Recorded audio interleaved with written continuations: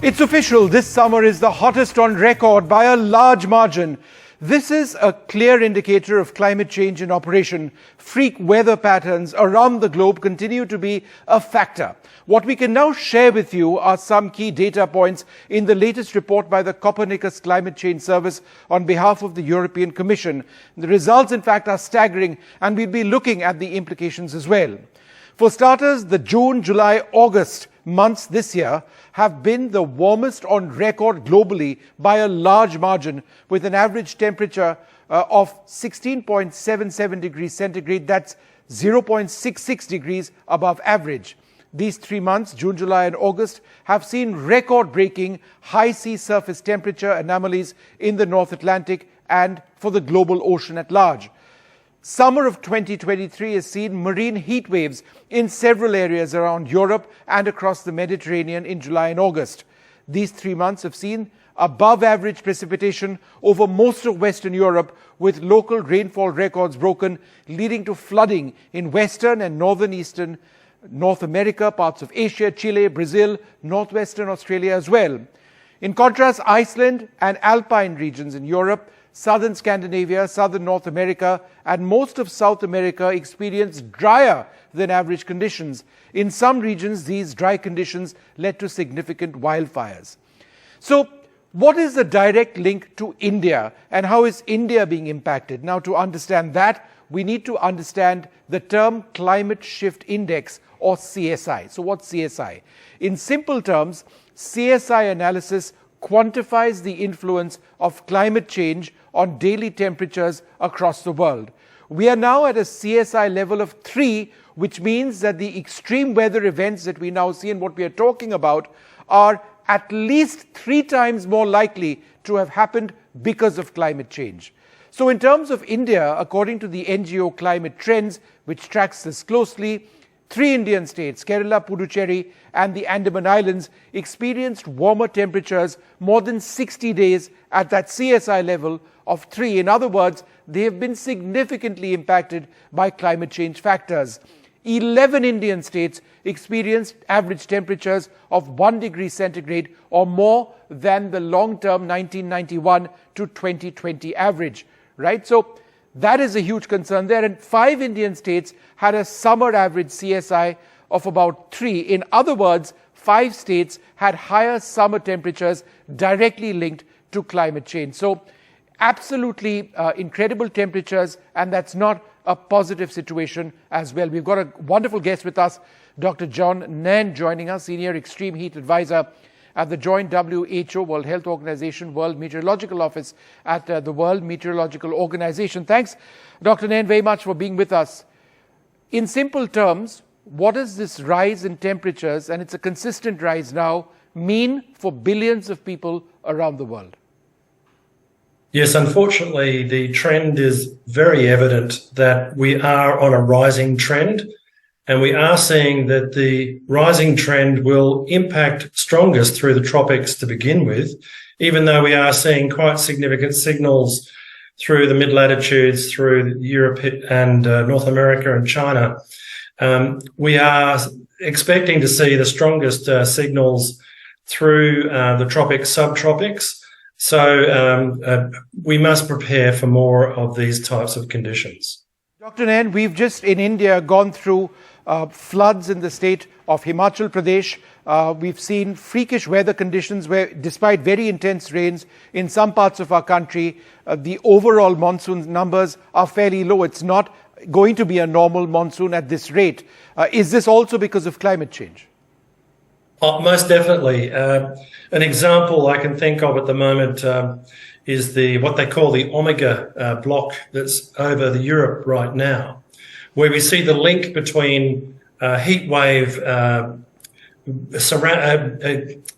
with flooding systems either side of those that massive heat wave that's been sitting here lately. So we are looking at a connected world of extreme conditions.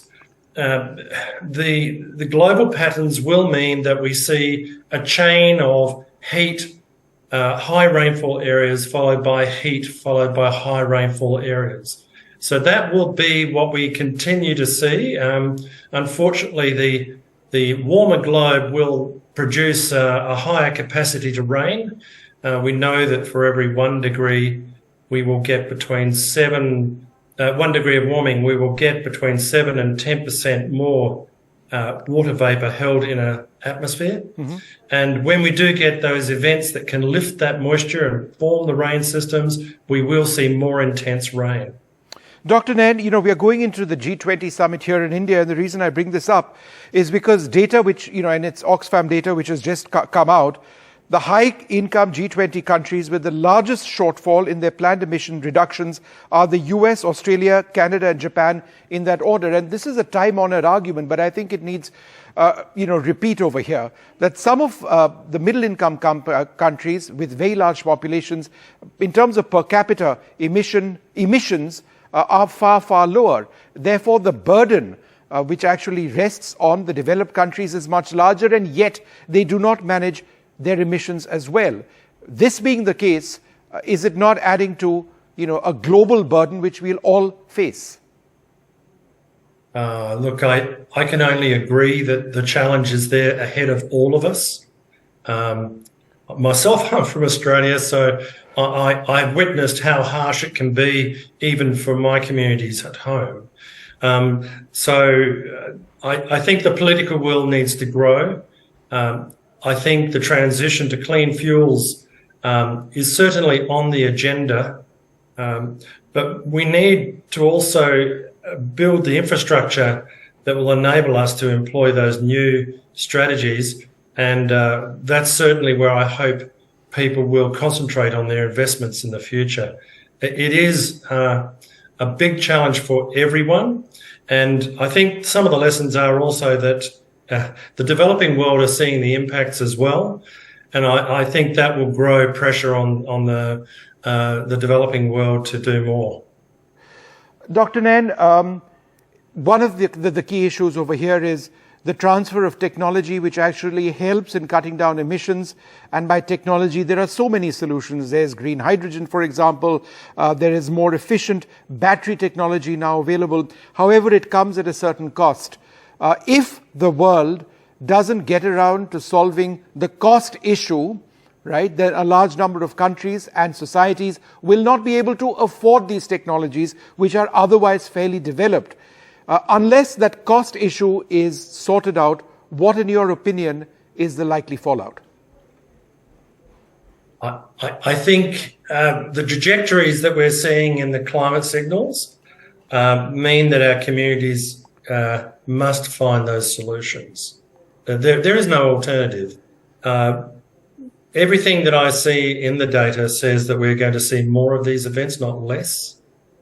And that as we move into this coming El Nino season, when we would expect to see even warmer globe, we would expect to see even more evidence of impact across the entire world. I do not think it will. It must change. It must change. And I think you'll see the pressure grow in every domestic economy to change. And that must mean that there is a transfer over time. Dr. Nairn, let me ask you a specific question. And, I'm just reminded of a huge project which I was involved in several years back when we dived into the Arabian Sea and the Bay of Bengal to film the impact of global warming on India's coral formations. And it was a bad year that year. The seawater temperatures had risen substantially, but there was resilience and there was regrowth of our coral formations, both in the Lakshadweep chain of islands and in the Andaman and Nicobar Islands. But if there is a consistent rise in seawater temperatures, and if there is a gain in the height of the seawaters themselves as a result of global warming, do coral formations, which are critical for marine ecosystems and human life in islands, in coastal regions, do they have any chance? I'm certainly not the marine expert, but I am a physical oceanographer as well, and I agree with you that those signals are coming through loudly. This year we have seen globally the warmest oceans that we have, which are bringing on many more locations with marine heat waves, and they are impacting the coral. I'm very conscious of the degradation that's occurring around Florida over this last season. It will be interesting to see how those communities respond, because the evidence is very strong now from very many communities that the coral is being damaged, and no different for the Great Australian Reef. Again, I think what will happen with communities of science is that we'll continue to gather the evidence and present it in ways which are definitely objective and definitely presenting the clearest evidence that we are seeing strong change. And it is really up to the policymakers to step in and do their part.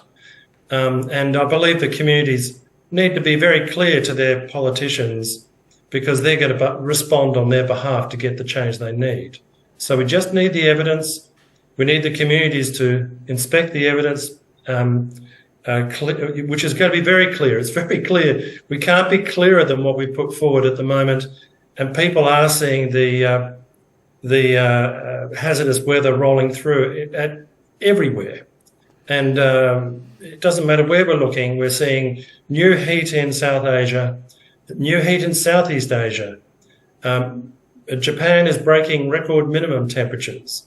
The Korea, we've seen the evidence with disasters where planners aren't responding correctly with the jamboree for the scouts. I mean, there are going to be many, many challenges to the ways that we live. We must also adapt, because we know that even if we turned around tomorrow and did a lot of work, we will still see these impacts grow. Yeah.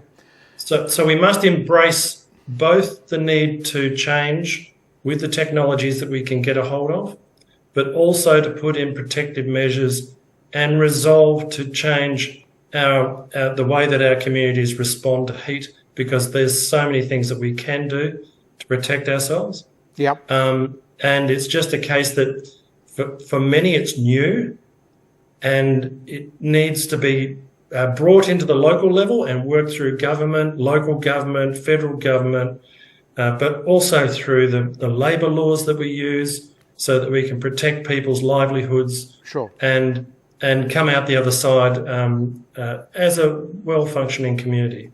Dr. Nain, here in India, we face an incredible problem every year of glacial melt in the Himalayas.